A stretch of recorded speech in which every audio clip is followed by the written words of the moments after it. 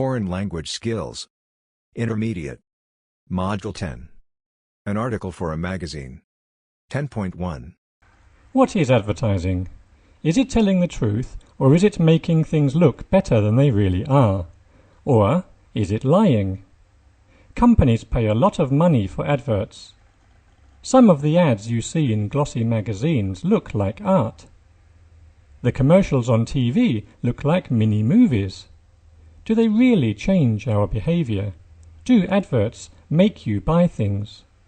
I think some advertising is a form of lying. Is BMW really the ultimate driving machine, like they say in their ads? British Airways used to say they were the world's favourite airline, but had to stop saying it because it wasn't true. Personally, I get tired of watching ads on television. They always interrupt a good programme. I like ads in magazines. They're usually quite interesting. 10.2. Hi Jordan. Hi. Thanks for talking to me today.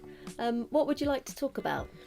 Today I was going to talk about music and how it's changed in terms of distribution and influence on social media in today's generation. Great.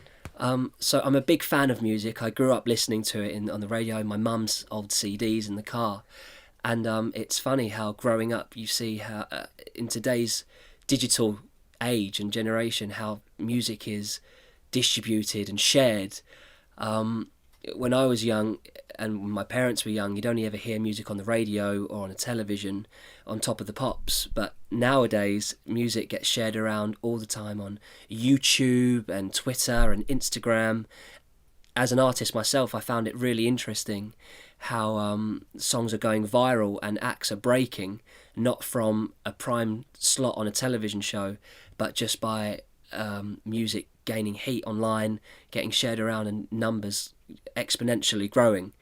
It's also made things very difficult because the pool's so much bigger now, everybody's doing it. But equally, you could have a hit in your bedroom, many people, many artists are.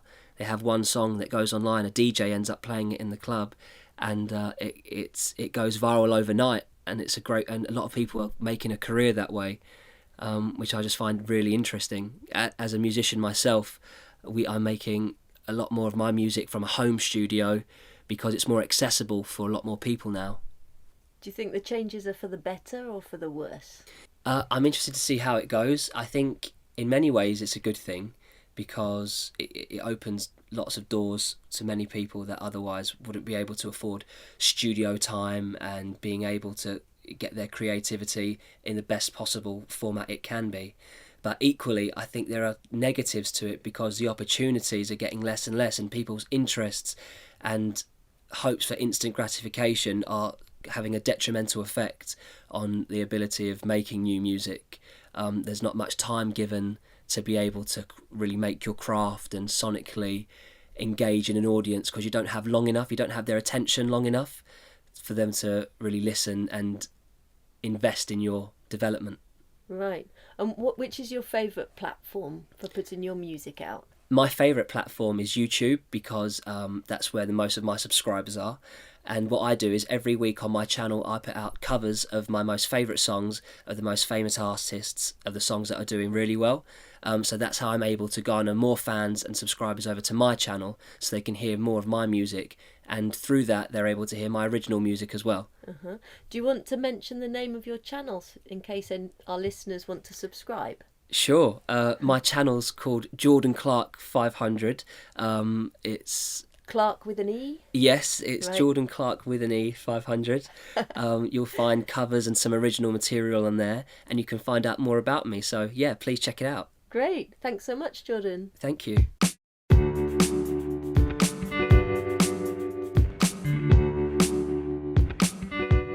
This recording is from the British Council.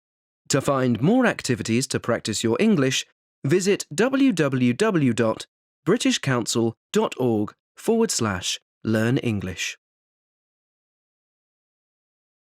10.3. Hey Emily, I think I left my grammar book in the class today, and I think one of the students took it. Do you have some of their phone numbers? Yeah, who do you want to call? Well, Brittany was sitting next to me, so I'll call her first. What is her phone number? Hang on a minute. Okay. Oh, here it is. It's 870-0019. Okay, 0019. Got it. I'll call her first. And what about James? Yeah, okay. It's 614-1480. Okay, 614-1418, right? No, it's 1480. Oh, okay. And, what's her name? You know, the girl, you know. Which one? You mean Audrey? Well, the girl you really like?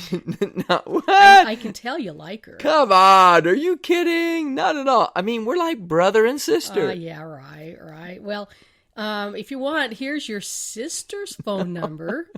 It's 558-6016. Yeah, 6010. Got it. Bye. 6016. What? 6016. 6016. All right. Bye. Hope your sister's not mad that you called. No problem. Bye. Bye. 10.4. Telephone systems. When Alexander Graham Bell developed the telephone in the 1870s, it was fairly simple to use. You talked into the mouthpiece and then held it to your ear to listen. For a century or so, using the telephone meant either contacting the operator to dial a number or dialing yourself. After that, all you had to do was talk or listen. Nowadays, the telephone has become a very complex instrument. It rivals the computer as to the number of possible uses. Answering machines have been around for several decades, but they are now being replaced by voicemail. Voicemail does away with the need for an answering machine. Messages are stored on the system. That means it's possible to forward the message to someone else's phone or transfer the call to a more convenient phone of your own. You can also use call pickup so that anyone on your group can answer another's phone. Conference calls have become very common. This is when one person phones first one person, then another, and keeps adding people to the telephone conversation. This can regularly be done with up to 6 people. It is very useful for business discussions where different people need to talk about the same thing. It also speeds up the process of consensus and allows everybody to be in on the decision or discussion. The modern phone has many more features. If you don't want the caller to know what is being said in your office, you can push the mute button. If you want to hang up without putting the receiver down, press goodbye. If you don't want to receive calls, just forward them all into your voicemail. Newer phones will indicate when you have voicemail messages. If you have trouble with these features, an automatic voice will tell you your options. This help system is built into the telephone. For example, the help voice will tell you how to set up a distribution list so that you can send the same voice message to a number of people. It will also tell you how to send a message directly into someone's voicemail. You can designate your message to go to the top of the recipient's voicemail list. You can also program it so that the recipient cannot forward it. Some systems have limits on how much space can be used for individual voicemail. There are a number of courtesies that voicemail users should follow. Your greeting on your voicemail should be simple. If you are unable to take calls for any reason, you might want to explain that in your recorded greeting. If you are on vacation, you might want to include that information in your greeting. Don't use voicemail as a way to avoid answering the telephone. Some people use voicemail to screen calls. This can be annoying to someone who can never contact you directly. Check your messages regularly and reply to them promptly. Enjoy the telecommunications revolution. 10.5. Reporters are saying the Duke and Duchess of Sussex have abandoned social media. The Duke, formerly Prince Harry, and his wife Meghan have reportedly said goodbye to their social media accounts. They want to focus on their new life together in the USA. The Sunday Times newspaper in the UK wrote that the couple have no plans to use social media for their non-profit organisation or for their personal lives. The newspaper said the couple have become sad and tired of all the hate they see online. They both decided to step down as active members of the British royal family last year. Since then, many people have attacked and criticised them on their Instagram account. Harry and Meghan's main social media account was @SussexRoyal on Instagram. They have 10.4 million followers on this account, but have not posted any new content since March 2020. A source told the Sunday Times that the couple were very unlikely to use social media again. Meghan has spoken out about the harm social media can do. She was the subject of many attacks after she married into Britain's royal family. She said she experienced almost unsurvivable online abuse and cyberbullying. She added that she was the most trolled person in the world in 2019. This news comes as social media companies are in the spotlight for suspending the accounts of US President Donald Trump. 10.6. People are shocked that I don't have a cell phone. And there's usually two reactions. And it's either, oh, wow, you're so lucky. And the other one is, I can't believe you don't have a cell phone. How do you function without a cell phone? My name is Matthew, and I live in San Francisco. I'm a fine artist, as well as doing UX design. Might I be the only tech person in San Francisco without a phone? It's possible, but people continue to hire me because I provide some kind of facility. I don't think you have to own every car in the world to be able to make a better engine. You may not even need a car. So I wake up, I go and check my Snapchat, my Instagram. I'm in bed for like half an hour, and then I kind of start my day. I'm Tess. I'm 15. I'm a student, and I live in San Francisco.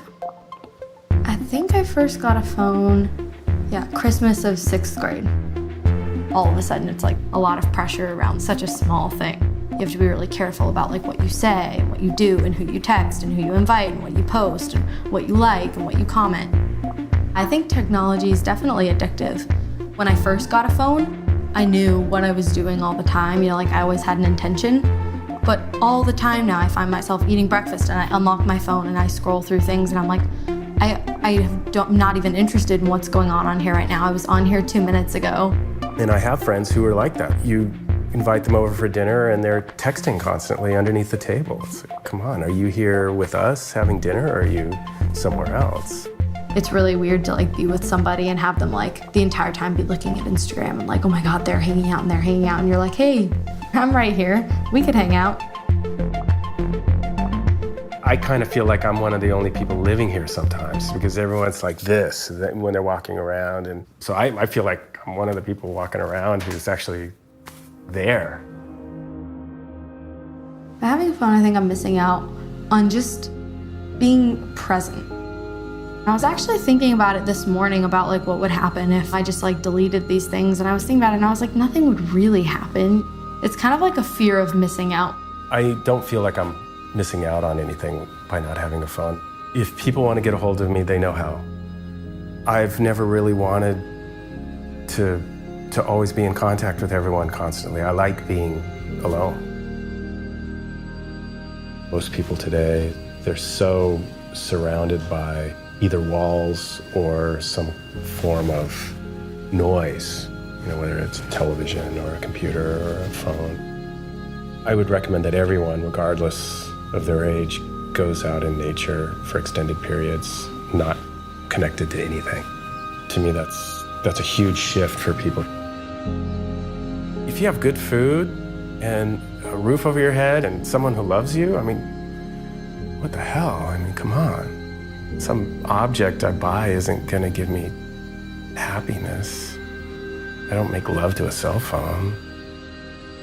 I hear stories from my parents about, when I was a kid, I did this, and we used to go outside and we would play pranks. And I'm like, wow, that was me for the first 10 years of my life. Why couldn't it have lasted so much longer?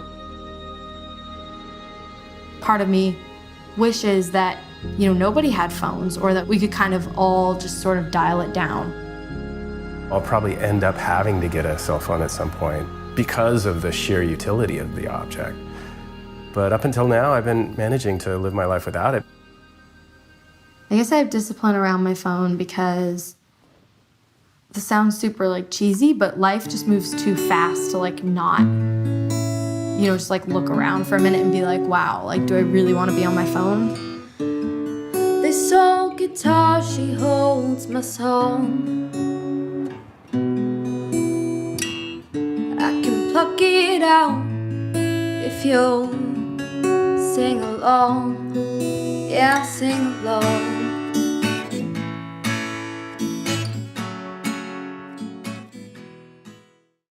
$10.7. Dad, you love me, don't you? Of course I do. Why do you ask? What's on your mind? Well, I saw this great offer for a free cell phone here in the newspaper and... Free? Nothing's ever free. Well, the phone is free, after a $50 mail-in rebate. Ah, so that's the catch. And why do you need a cell phone anyway? Dad, all my friends have one, and I can use it to call you in case the car breaks down. I don't know. There are always so many fees. But the monthly charge for this service is only $29.99, with 1,000 free weekday minutes nationwide, and unlimited weekend minutes, plus unlimited anytime minutes for anyone using the same service. I don't know. And you can roll over the extra minutes to the next month, instead of just losing them. What do you think of that? Yeah, but what is the term of the service agreement? It's only for 6 months. But what if you cancel early? There's a cancellation fee of $200, but with... $200? Yeah, but you won't have to worry about me while I'm driving the new car. New car? What new car? The new car you're gonna buy me so I can use the cell phone. I mean, what's it gonna look like if I'm using a cell phone in our old Lemon? Teenagers. What will they think of next? 10.8. Hey, you look really unhappy. What's going on? You don't want to know. Okay, see ya. Wait. Why are you walking away? Well, you said I didn't want to know. No, wait. You see, my parents really don't love me. What do you mean? When I met them last week, they seemed really caring. You don't understand. You see, I want a new smartphone. I mean, I need one, and my parents won't buy me it. Excuse me, but don't you already have an iPhone? Man, yeah, but it's 3 months old, and it has a small scratch on it. Where? Let me see. Let me see. Look. I don't see a scratch. Look right here. That? Do you see it? It's just a speck of dust. Anyway, and my other phone... What? You have 2 phones? That's beside the point. So did your parents give you a reason for not buying you a new phone? Not a good one. Only something about being self-reliant and not being so entitled or something like that. And now they want me to work on the neighbor's farm to pay for it. Good idea. It's not fair. Hey, I think I know the problem. What? Take a look in the mirror. You'll see both the problem and the solution. You're no help. 10.9. Almost everyone has a smartphone. They are used to make calls and send messages. However, they do much more. These machines let us connect with the internet, play games, take pictures, and store files. A smartphone is like a phone, camera, and small computer in one box. Smartphones weren't common until about 10 years ago.